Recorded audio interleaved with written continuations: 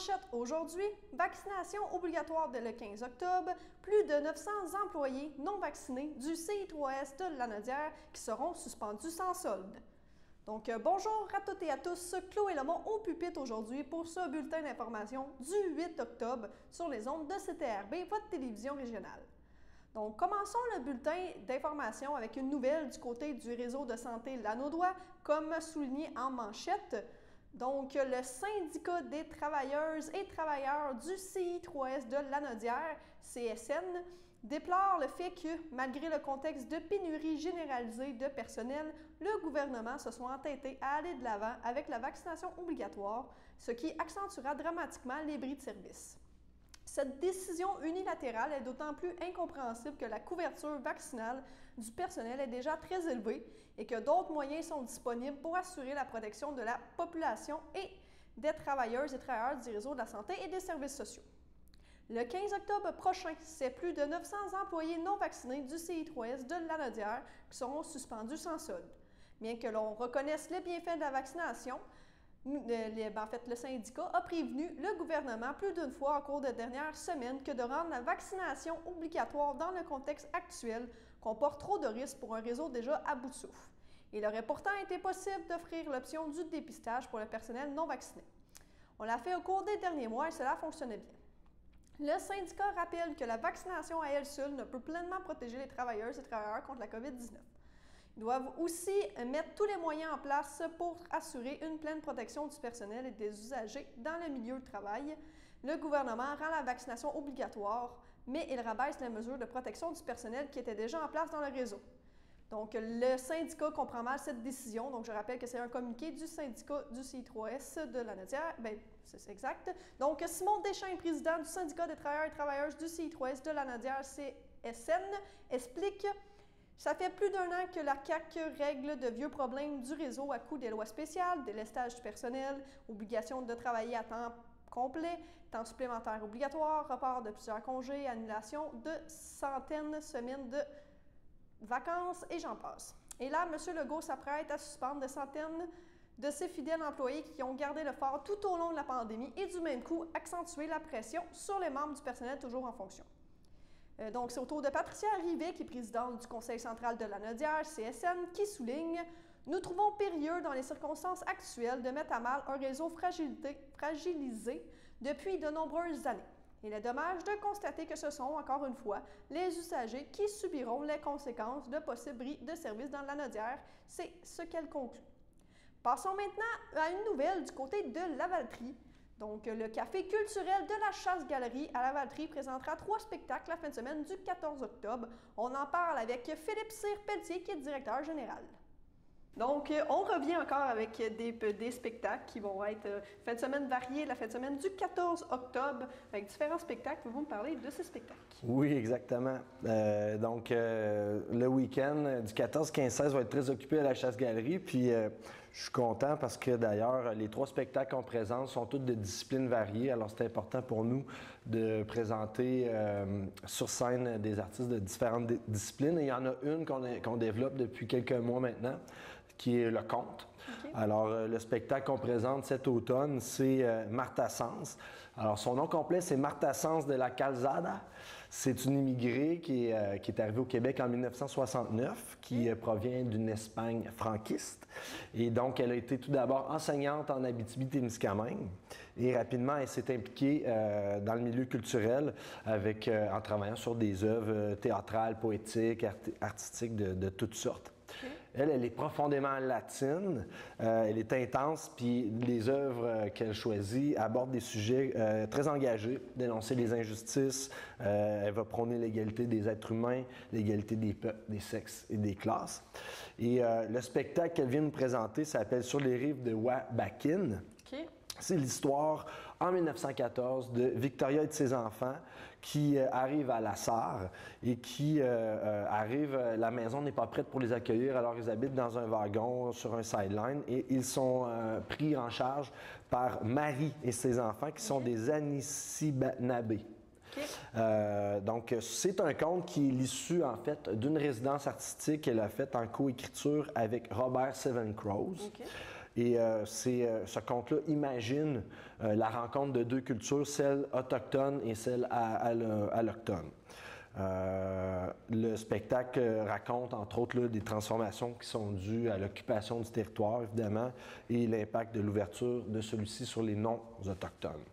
Alors, très important, très intéressant et d'actualité. Tchakacha, tchakacha, tchakacha. Faisait les roues du train sur les rails. Les enfants regardaient par la fenêtre et voyaient passer des gens, des animaux, des maisons, des villages que les trains laissaient derrière eux. Victoria pense à ses parents.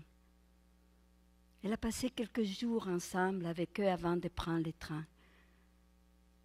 Elle et sa mère ont fait des tonnes de sandwichs pour le voyage, rempli une malle avec un peu de vaisselle, quelques casseroles, des couvertures, fait les valises avec les linges des enfants. Sa mère a même rajouté une poche de fleurs, une canne de graisse, une poche de beans, une canne de mélasse, une canne de beurre d'arachide. Comme ça, a-t-elle dit, si jamais tu as trop la nostalgie. Ensuite de ça, le lendemain, on a Nick Gignac. Nick Gignac, c'est une performance de magie. Tu vas voir, c'est assez complexe même à expliquer qu'est-ce que c'est comme tel, alors je vais faire de mon mieux. Une performance de magie qui est toute empreinte musicalement des classiques de la musique rock des années 80-90. Nick Gignac, on a pu le voir comme coach expert à l'émission La magie des stars à TVA et dans le rôle de Gao dans la comédie musicale Les Fantastics. Alors, c'est son premier one-man show. Ce gars-là, il est guitariste, illusionniste, mentaliste et son spectacle présente un univers où s'allie fascination, humour, nostalgie musicale. On nous promet même des animaux exotiques et du Bon Jovi, du AC/DC, du Metallica et du Def Leppard. OK.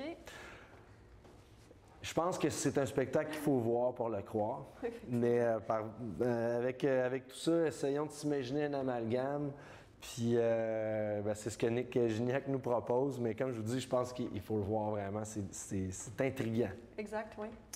Et le surlendemain, ou du moins le 16 octobre, on vous présente Flore Laurentienne.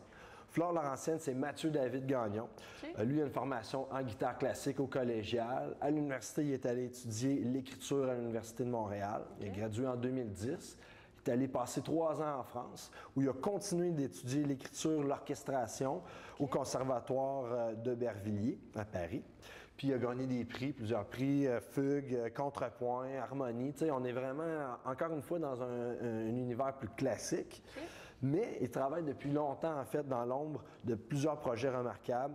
Il a travaillé notamment sur les chansons de Claude Pelgag, sur l'opéra rock des Hôtesses d'Hilaire.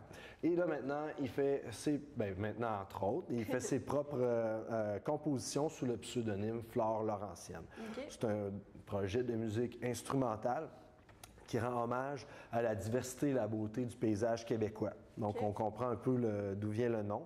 On peut s'imaginer dans un film Technicolor où on voit des images de floraison printanière, des paysages grandioses à l'arrière. Okay? Donc, encore une fois, c'est une musique d'ambiance. Okay. Ce qui est particulier avec ce projet-là aussi, c'est que c'est un mélange qui est étrangement naturel entre des orchestres à cordes et des synthétiseurs des années 60 et 70. Alors, le projet sur scène, c'est 7 musiciens, un chœur de 3 musiciens instrumentistes et un quatuor à cordes. Okay. Alors, c'est vraiment éclaté.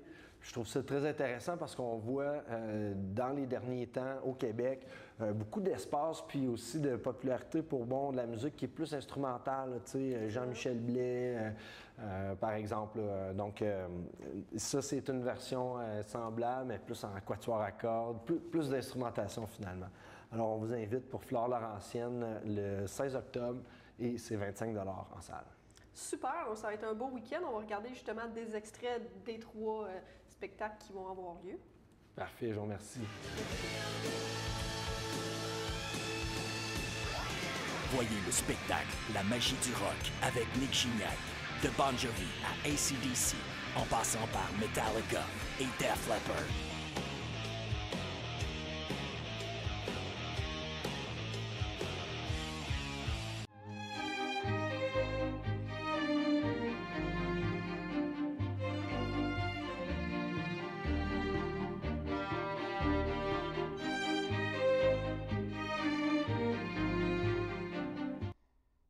Donc, si ces 3 spectacles vous intéressent, rendez-vous sur le site de la Chasse-Galerie à Lavaltrie.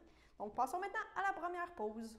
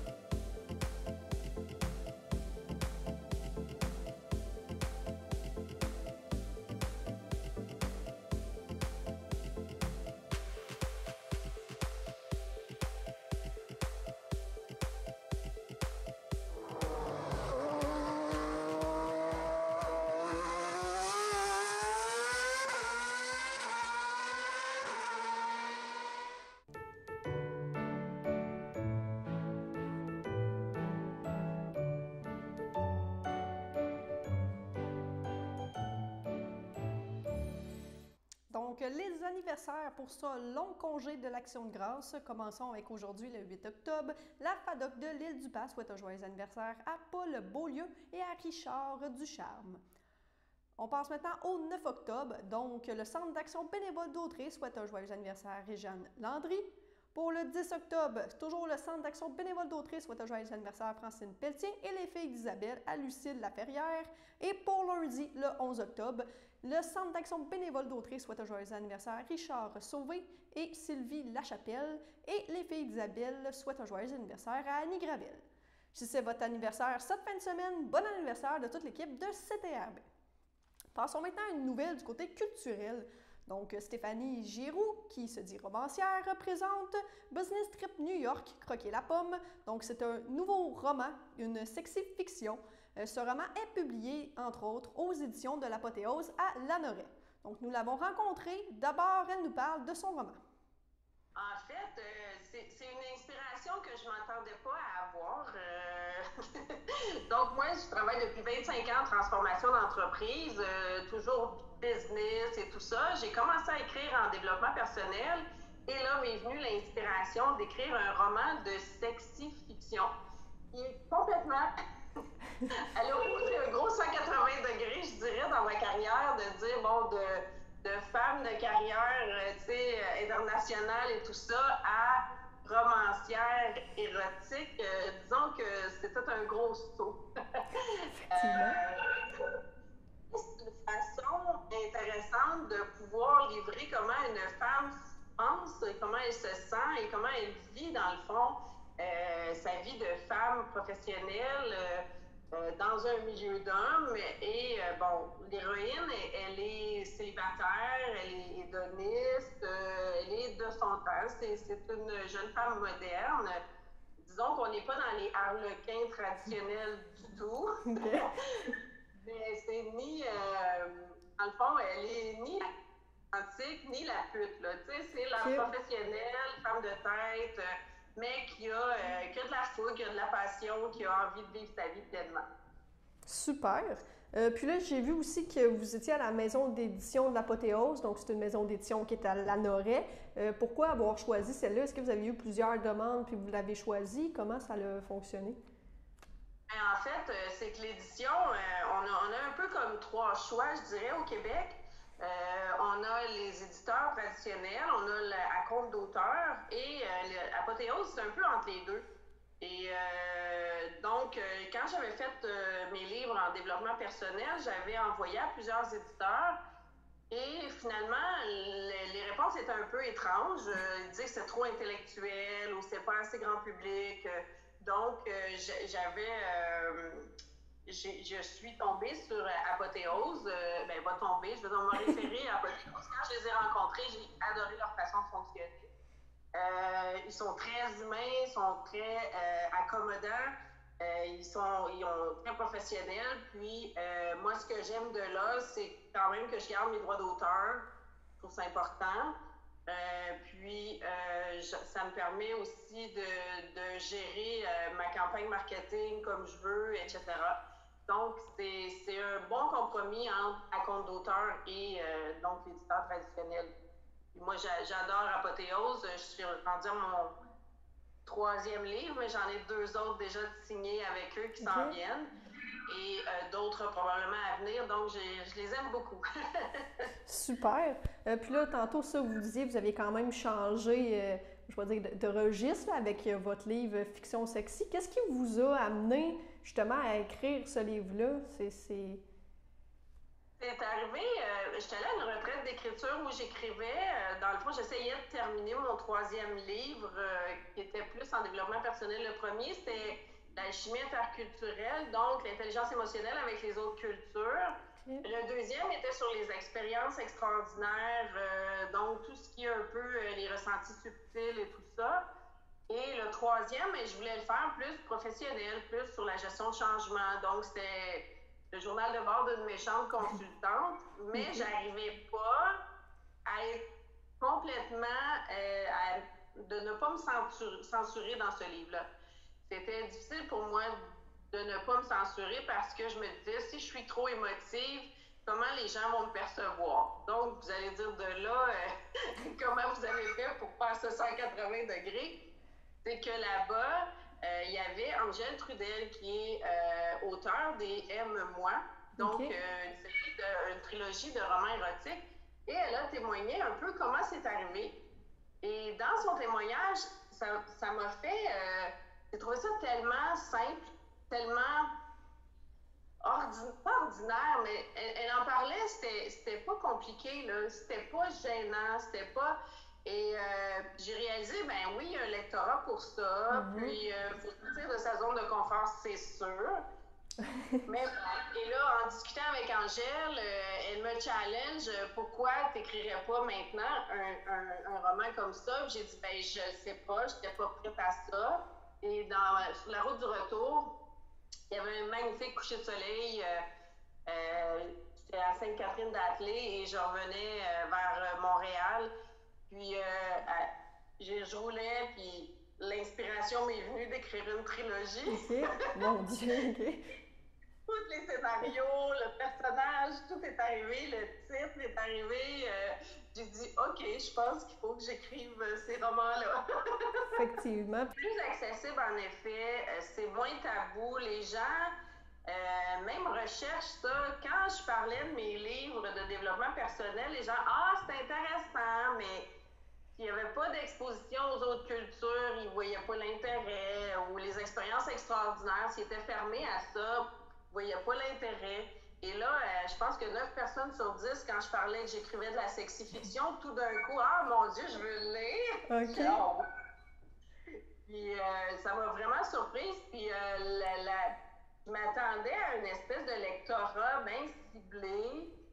Finalement, je suis vraiment surprise de voir l'intérêt. C'est sûr qu'il y a peut-être une majorité de femmes, mais les hommes aussi veulent le lire. Okay. Parce que rentrer dans la tête ou dans la peau d'une femme, ça c'est intéressant. Les couples aiment ça parce que ça met un peu de piquant. Et j'ai fait une dédicace pour une dame de 80 ans. Okay. Vraiment, tu sais, c'est des jeunes serveurs dans une microbrasserie à Shawinigan ont acheté mon livre aussi. Eux, ils aiment beaucoup le roman québécois. Puis, ils ont été super intéressés. 2 jeunes, début vingtaine. Là, j'étais là, mon Dieu, on dirait qu'il n'y a pas vraiment de cible. C'est surprenant, les gens qui ont d'intérêt, 1, pour le roman québécois, puis 2, bon, c'est sûr, avec la petite touche sexy-fiction, ça amène le petit côté un peu, peut-être, croustillant, là. Effectivement. Donc, elle parle ensuite d'elle et de son parcours. On l'écoute. Super. Puis justement, pouvez-vous me parler un peu de vous? Là? Vous en avez parlé quand même vaguement, mais peut-être plus concrètement le parcours un peu? Ou, Bien, en fait, moi, j'ai fait mes études en administration des affaires. Je me suis retrouvée sur des projets informatiques rapidement. Et donc, ce qui a fait que je me suis retrouvée en transformation d'entreprise. Donc, toujours des projets informatiques, des ingénieries de processus, beaucoup de transformation et éventuellement de l'accompagnement humain. Okay. Maintenant, mon expertise, je la mets plus en leadership de transformation, communication et gestion de changement. Ça, c'est ce que je fais et ce que j'enseigne ici et à l'étranger, notamment au Maghreb et en Afrique. Puis, donc, ça, c'est au niveau de ma carrière comme telle. Donc, 25 ans de transformation d'entreprise. Je travaille dans une vingtaine de pays différents. Okay. Donc, vous pouvez comprendre que j'ai de l'inspiration pour les aéroports, j'ai de l'inspiration pour les projets, j'ai de l'inspiration pour l'interculturel. Tout ça devient matière dans le livre. Il y a plusieurs dimensions qui peuvent être explorées de par mon vécu, c'est sûr. Mais je veux juste être clair, c'est de la sexy fiction, hein, important. Coucher de souvenirs, des anecdotes, mais qui deviennent propices à développer quelque chose. Mais c'est très drôle parce que d'une anecdote, l'imagination, quand elle embarque, c'est complètement fou, là. Je m'en attends pas moi-même, là. OK. Donc, la suite de cette entrevue sera présentée la semaine prochaine. Passons maintenant à la deuxième pause. Le samedi matin, dès 9h30, nos téléspectateurs sont invités au Super Bingo télévisé diffusé de nos studios de Berthierville. Depuis maintenant une vingtaine d'années, plusieurs adeptes de la télévision régionale se sont partagés un montant de 600 $ disponible chaque semaine lors de cette joute de bingo télévisé. Un animateur et 3 bénévoles se succèdent à la caméra dans le but de vous faire passer une petite heure agréable et payante le samedi matin. On peut se procurer les cartes de jeu chez les dépositaires autorisés participants, c'est-à-dire à Berthierville, le dépanneur Formule 1 rue Gilles Villeneuve, le marché IGA Extra sur la rue Gabrielle Brissette, le marché Métro rue Notre-Dame, la pharmacie Proxime rue Frontenac, le garage Pétroté sur la rue Gilles Villeneuve et à Saint-Ignace de Loyola, le marché Aldo rang Saint-Michel, le dépanneur Le Magasin Esso sur le chemin de la Traverse. C'est un rendez-vous tous les samedis matins à 9h30 sur les ondes de CTRB, votre télévision régionale et communautaire.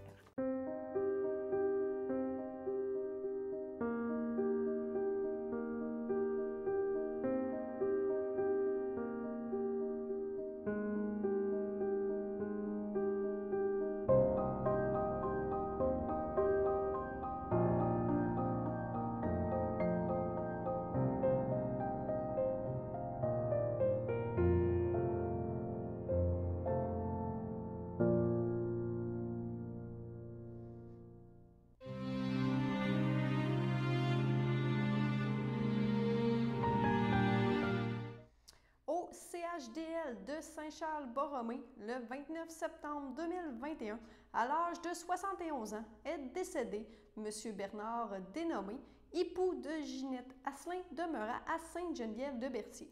Il laisse dans le deuil, outre son épouse, ses enfants, Cathy Dénommé, Régent Brisson, Mylène Dénommé, son petit-fils Zachary Bouchard, ses sœurs, beaux-frères et belles-sœurs, Huguette Dénommé, René Dénommé, Guy Rousseau, Nicole Dénommé, Feu Michel Veillette, Ghislaine Dénommé, Mario Sylvestre, Yves Asselin, Rita Roy, Régent Asselin, Daniel Gravel, Daniel Asselin, Feu Michel Carpentier, Lynn Asselin, Feu Michel Rochelot, ainsi que plusieurs neveux, nièces, autres parents et amis. La famille vous accueillera le samedi 23 octobre 2021 dès midi à Efterio Berthierville. Suivra une cérémonie à la chapelle du complexe à 2h30. À l'hôpital de Lanaudière de Saint-Charles-Borromée, le 29 septembre 2021, à l'aube de ses 87 ans, est décédé M. Ignace Laforêt, époux de Claudette Valois, demeurant à Saint-Ignace de Loyola. Il laisse dans le deuil, outre son épouse, ses enfants, José Laforêt, Charles Duguay, Bruno Laforêt, Denis Guertin, Feu Mylène Laforêt, ses petits-enfants, Ludovic, Sarah, Anthony, Vanessa, Pénélope, Pierre-Olivier, Juliette et Aurélie, son filleul Patrick Valois, Lucie Saint-Martin, ses beaux-frères et belles-sœurs, Denise Valois, Feu Claude Joyal, Albert Valois, Monique Plante, Feu Yvon Laforêt, ses neveux, ses nièces, autres parents et amis. Monsieur Laforêt ne sera pas exposé. Une cérémonie aura lieu en toute intimité à une date ultérieure. Au nom de CTRB et de tous ses employés, nous souhaitons nos plus sincères sympathies aux familles éprouvées. Donc, avant de passer à la météo, je vais faire une dernière petite nouvelle. Donc, ça concerne une nouvelle du côté de Lanoraie. Le gouvernement du Québec accorde 2 sommes totalisant 35 000 $ à l'Association forestière de Lanaudière et à la municipalité de Lanoraie afin de contribuer à la mise en valeur éducative et à la conservation de la réserve écologique des tourbières de Lanoraie. Il vient ainsi soutenir l'action de ces 2 partenaires essentiels à la conservation et à l'éducation dans cette rare réserve écologique ouverte au public. C'est ce qu'a annoncé hier, donc le 7 octobre, la ministre du Tourisme, ministre responsable des régions de Lanaudière et du Bas-Saint-Laurent et députée de Berthier, donc Mme Caroline Proulx, au nom du ministère de l'Environnement et de la lutte contre les changements climatiques, le ministre responsable de la lutte contre le racisme et ministre responsable de la région de Laval, M. Benoît Charette. L'Association forestière de Lanaudière bénéficie de 30 000 $ sur 3 ans, somme qui sera consacrée à la gestion du programme éducatif de la réserve écologique des tourbières de Lanoraie. Cette subvention contribuera à soutenir l'Association forestière de Lanaudière pour la coordination du programme éducatif en place et le maintien ou la bonification de l'offre d'activités éducatives dans la réserve écologique, la promotion de ce programme et du rôle des réserves écologiques, le suivi de la capacité du support de la réserve écologique, la participation aux travaux du comité tripartite en matière de suivi et d'évaluation du programme éducatif. Le reste de la somme, soit 5 000 $ en 2020-2021, a été octroyé à la municipalité de Lanoraie pour soutenir la mise en place d'une exposition permanente portant sur le complexe tourbeux du delta de Lanoraie et sur la réserve écologique des tourbières de Lanoraie. Passons maintenant à la météo.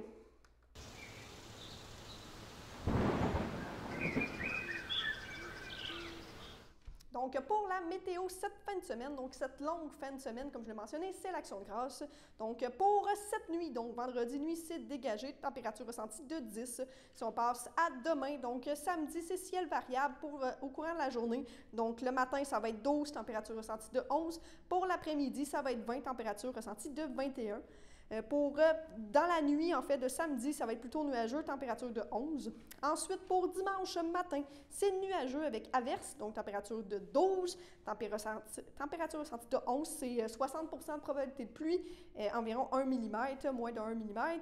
Pour dimanche après-midi, c'est le même principe, c'est 40 % de probabilité de pluie, c'est nuageux avec averse, mais la température ressentie est de 20, température de 18. Pour dimanche dans la nuit, c'est plutôt nuageux avec une température de 13. Et pour lundi, donc la journée de l'Action de grâce, c'est nuageux avec éclaircies, température ressentie de 20, température ressentie de 21. C'est pour la nuit en soi, c'est 13, probabilité de pluie 30 %. Donc l'ensoleillement pour lundi sera de 3 heures. Donc, c'est complet pour votre bulletin d'information. Alors, bonne fin de semaine et bon congé de l'Action de grâce. On se retrouve mardi.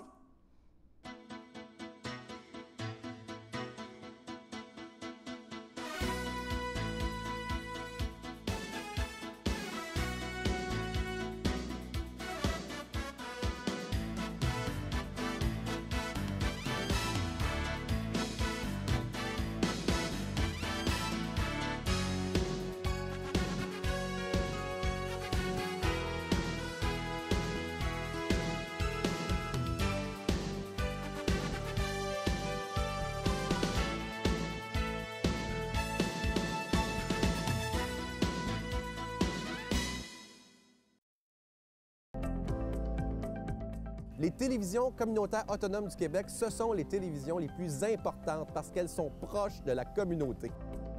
On veut encourager des gens qui parlent de ce qui nous intéresse, mais aussi qui participent au développement local. Mais c'est fini le temps là, où on allait lire une affaire qui a été écrite avant hier au bout du monde. Non! Tu veux savoir ce qui se passe chez vous? Bien, ma télé préférée, c'est la télé autonome communautaire. C'est ici que ça se passe.